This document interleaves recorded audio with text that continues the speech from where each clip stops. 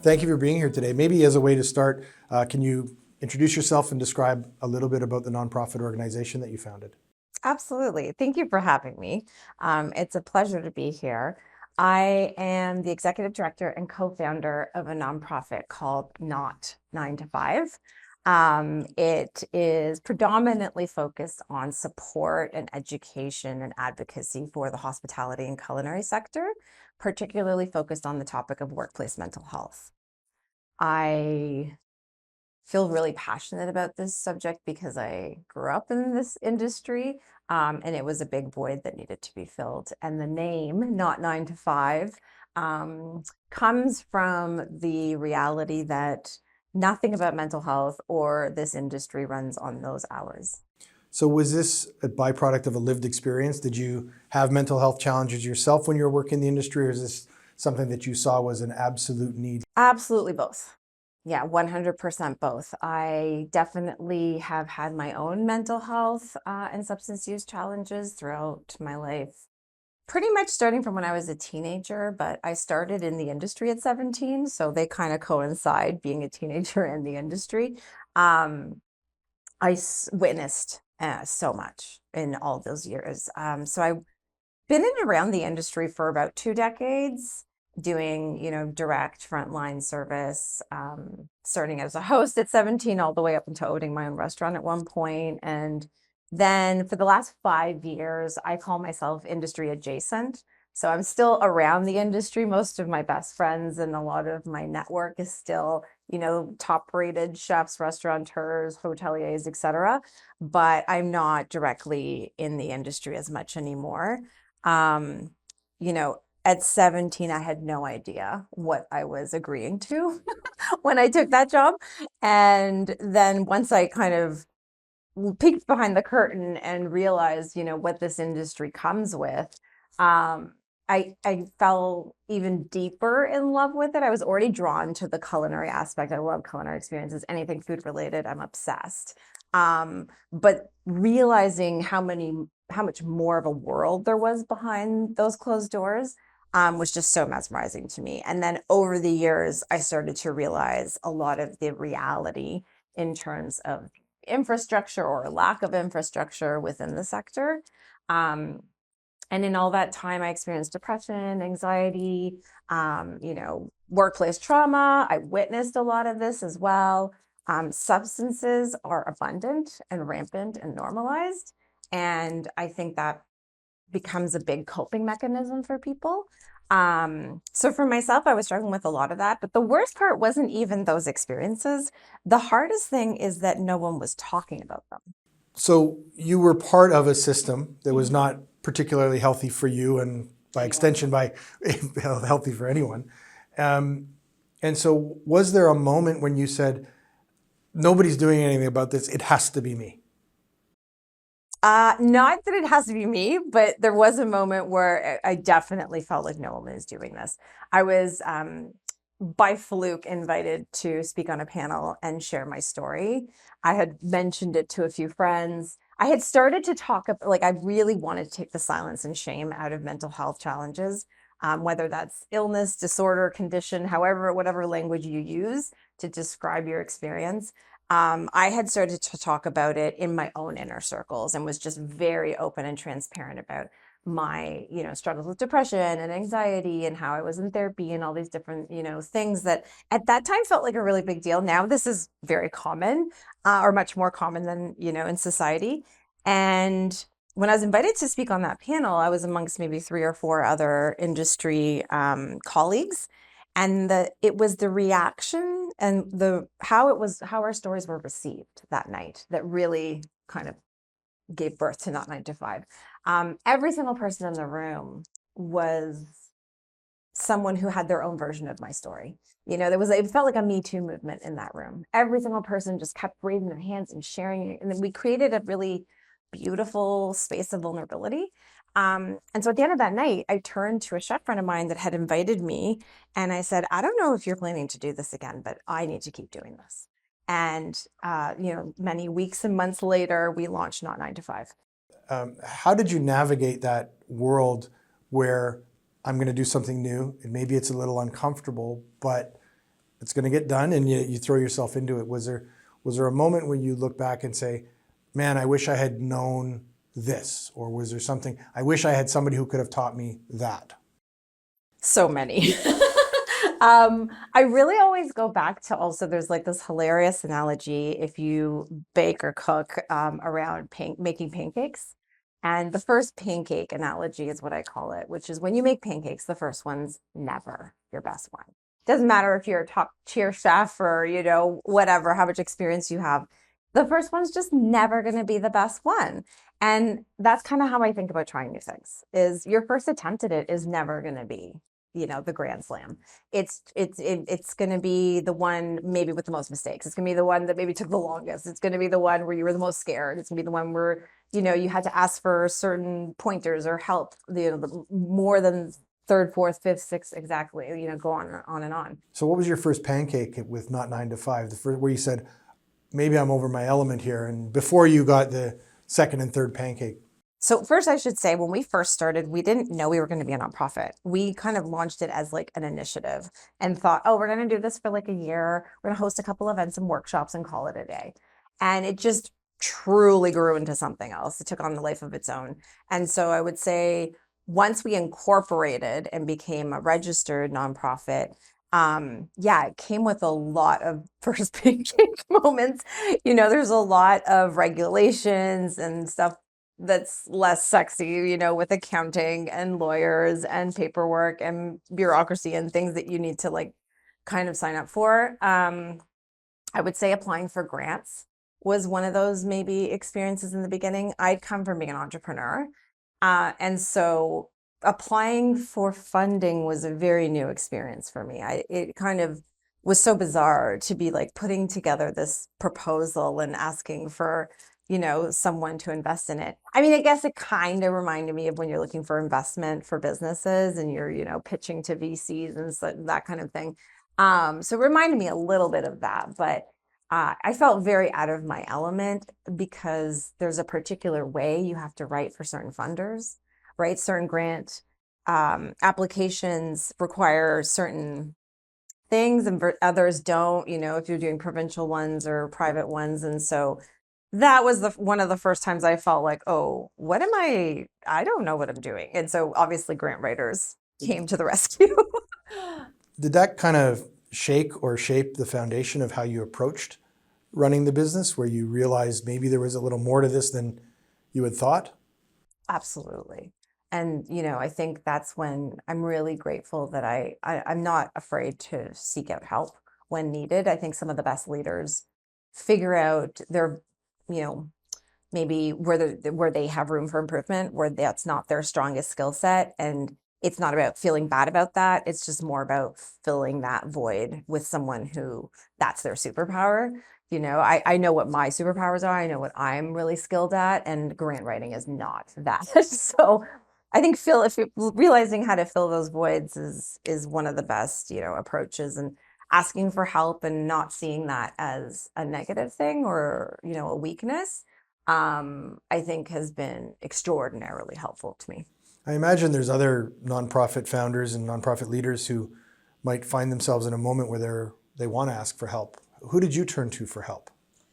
Yeah, so I would definitely recommend like starting small and then going bigger. So because you can feel vulnerable, it can feel very awkward and uncomfortable. And also sometimes you don't know, you're like, is this a good question or a stupid question?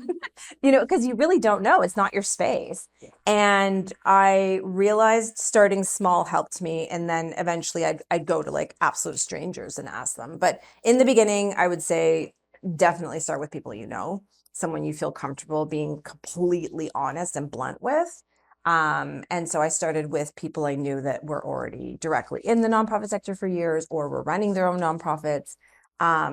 But as I've grown over the years now, I'm very comfortable just talking to any ED, any executive director, or, the way we met, even like, hi, nice to meet you. Boom, let's just jump into this like really intense conversation. I think it takes practice though to get to that.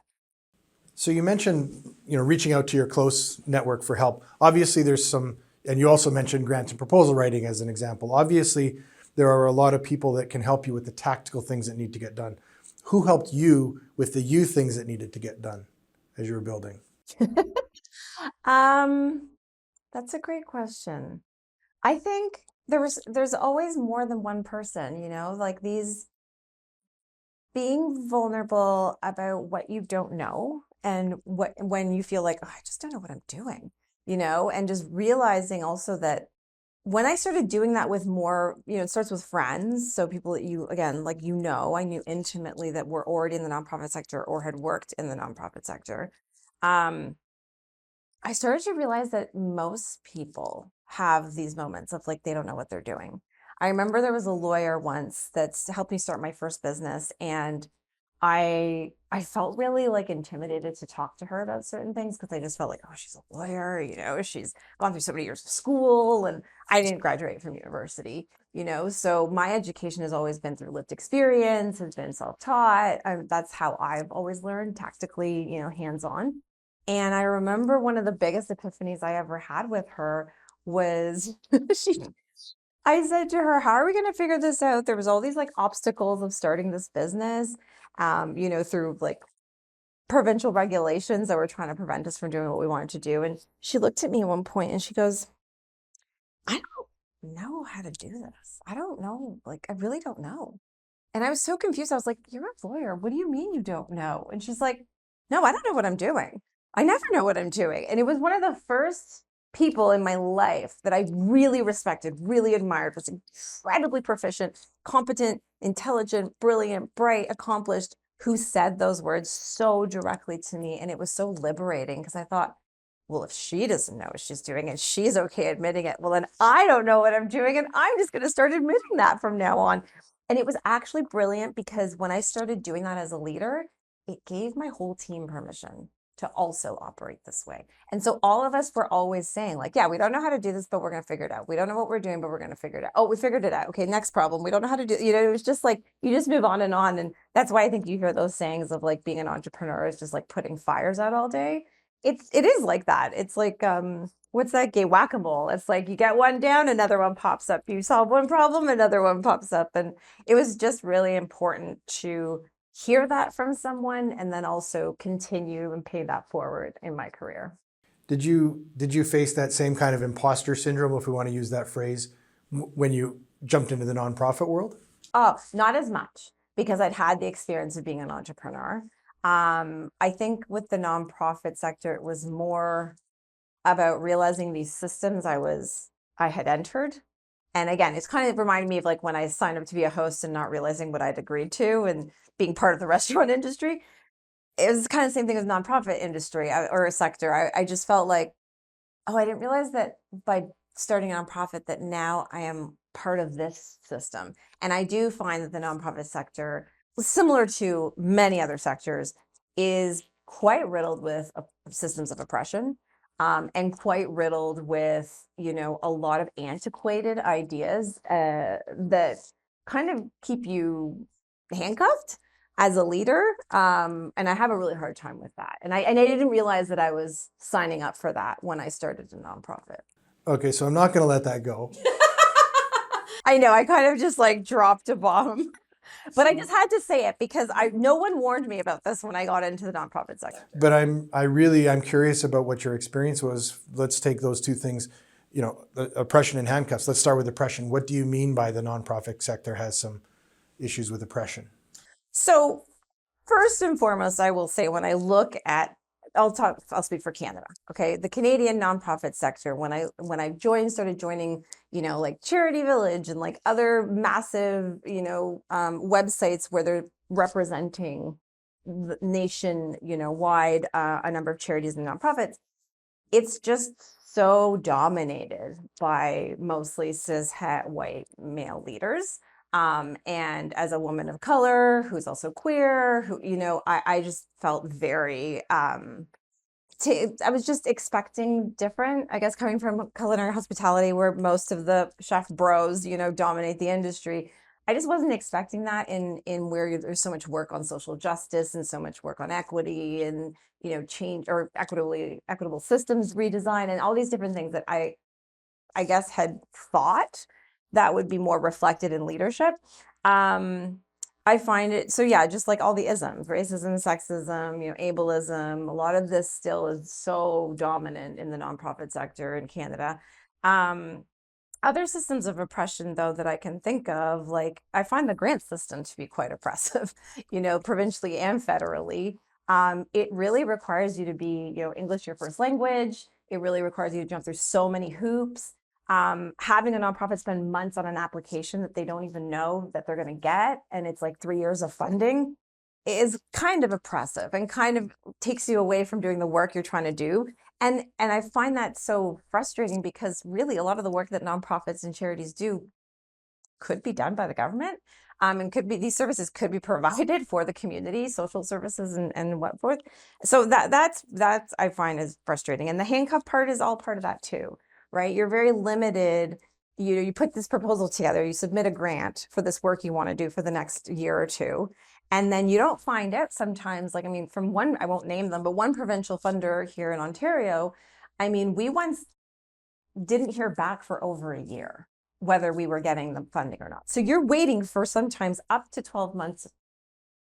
And what are you supposed to do in that time? It's kind of, it feels like handcuffs a little bit. And so that was really, really frustrating. I want to go back to something you said really around kind of the notion that, and we'll use your organization as an example, Sure. The mental health problems that exist inside the hospitality industry could be addressed by government, but they weren't being addressed by government. Therefore, you needed to create an organization. But thank you for pointing that out, because I've had so many people say this to me when I've explained to them what I do. They're like, what do you do for a job? Or what is your nonprofit about? And I explain it to them. There's so many people that will look at me confused, like, hold on, why did you have to start that? Like, A, why does that already exist? B, why did it take one random person to just like start this and fill this need? And yeah, like, why isn't this being taken care of by whether it's government or whether it's, industry leaders, whether it's like, trade associations, organizations, what have you. So I really appreciate you saying that, because, or pointing that out, because I think that goes for a lot of other nonprofits too, right? Workplace mental health is something that is every employer's responsibility. And in most provinces across the country, it's actually part of a, health and safety act. There's legal ramifications and legal guidelines that are meant to be followed that don't get followed. In the nonprofit sector, outside of the nonprofit sector, like wherever. And the fact that, yeah, it takes it. I mean, in my case, it took me and another co-founder who's no longer part of it to start this. And then now me running it on my own for the last 5 years, so if I just stop, what happens? Like, does the industry just like not get the support that they need, the access to resources that they need? It's a little mind blowing if you stop and think about it. So let me just ask, can you describe, just in broad terms, the type of resources that you're talking about? I would, give a chance to kind of explain the resources that you're bringing to the hospitality sector, because you've recognized that there's a need for, mental health training and education. Yeah, of course, 100%. So I would say first and foremost, we cracked the conversation. So just creating awareness. So, when I was in the industry, there was just silence. It was everyone repressing, suppressing emotional experiences. There was so much shame around even the term mental health, or the term, substance use, disorder challenges or what have you. So just like cracking that conversation open, we called it, naming the elephant in the room. So we started, that was like our first, I would say, like big focus was awareness. Once 2020 hit and we started getting more funding, we moved into education and advocacy. And so I would say in the last 4 or 5 years, our focus has been education. And what that means is that we created a certification course. So there's lots of other certification courses out there for other topics. Like, for example, here in Ontario, Smart Serve is like the government mandated legal program for alcohol, for training you to work with alcohol. And we are kind of like that for workplace mental health. So we started a program that is meant to, better help you identify, understand, and respond to workplace mental health, conversations and challenges. A lot of chefs and restaurateurs are unequipped. They don't even know where to start when it comes to these conversations. And so we're here to better equip them for, being able to support their team. And we always say, you're not the help, like you're not a therapist, you're not the person that if you cut yourself, you're not stitching your staff up, but you're getting them to the help they need. So you can be the bridge, to resources, to support and such. So education in our course is one example. Another big service that we've been able to share since last year in May is access to free hours of therapy, access to educational materials by Green Shield. And they offer virtual therapy. That program has been, really great in the sense that a lot of people sometimes don't know where to start. So how do you keep the programs and the training and the education that you're delivering to people in the hospitality service, number one, accessible, and number two, affordable? That's a great question. I think accessibility, with our other Smart Serve Cares program is for those that are Smart Serve certified. So we wanted to make sure, well, what if you're not? What if you live in Alberta? What if you're a chef and you don't have Smart Serve training? So we did a separate partnership with Green Shield directly. And through that, we allow any Canadian who's over 18 to access the same program of the 3 hours of therapy and access to the educational materials, and also an online CBT program as well. And to keep it, affordable, I think their virtual therapy option is virtually half the price of what most therapy costs. In-person therapy can range anywhere from 150 to 300 an hour or more, depending on who you see. And with Green Shield, it starts at 90. So it's a big difference. And I think that makes it more affordable and accessible. I know for me, when I was, first discovering virtual therapy, it was awkward in the beginning, but then I realized, days if I'm like really depressed, I'm in my sweatpants, I can do this from home. And I don't have to, step out of my home and worry about, how anxious I feel or what I'm going to wear or how I'm going to get there. So that was really convenient and really helpful. I mean, despite the work that you've been able to do and the impact that you've been able to have over the last few years, do you think that the stigma of admitting that you need some support or some therapy is still the biggest hurdle for many people to overcome? I mean, I can't speak for, for other people, but I would say stigma and awareness are definitely a focus that I think employers should focus on in terms of workplace mental health. I always say like destigmatization is on the employers to work on, to figure out and dismantle. But I would say actually the biggest issues for a lot of people go beyond just stigma and shame. I think a lot of workplaces have so much focus on, what they're offering in terms of benefits, like for example, a employee assistance program, an EAP, or access to some sort of therapy or access to some sort of, benefit program. But I really see that as like a reaction to the problem versus like a proactive approach of trying to reduce, the harm, and like more of a harm reduction approach or more of a preventative tactic. So I think what's missing is employers really embracing that workplace mental health is their responsibility, that creating a safe physical and psychologically safe environment is their responsibility, and making sure that they know how to identify, understand, and respond to mental health challenges, to substance use challenges, to any, thing that's affecting their team. At the end of the day, I think leaders, we're here to support our team. And we're, there's that famous saying, leaders eat last. I think, it's on us to make sure that everyone has what they need so that they can be thriving at work rather than feeling depleted by work. So how have you created that psychological safe space for not 9 to 5 to exist, coming out of an experience where the early part of your career you didn't have that safe space? I mean, obviously it's important, but what did you do to create that environment? I see it, and from what I understand from Amy Edmonston's work, who coined the term, is psychological safety is about creating an environment where people feel that they can make mistakes, They can be vulnerable with one another. They can take risks, and they can give and receive feedback without any fear of negative consequences of how they're perceived, or of the job itself. So a lot of times when I grew up, I felt like there's no way I can talk about any of these things because I'll get fired, or I won't get promoted, and I think that still happens in a lot of spaces. The way that we tackle that is by making sure that everyone has a say, everyone's input is considered. That was never part of the systems I grew up in and worked in. They were more hierarchical, and it was like whoever's at the top, whatever they say goes. And there wasn't that coming back up, of those in the entry level don't have a voice. So what do you say to a nonprofit leader, could same sector, could be a completely different sector, that says, oh, that's all nice, but I can't be vulnerable because my board needs me to be the confident, charismatic leader that's going to drive the organization forward. I don't have space to be vulnerable inside the groups that I'm working with.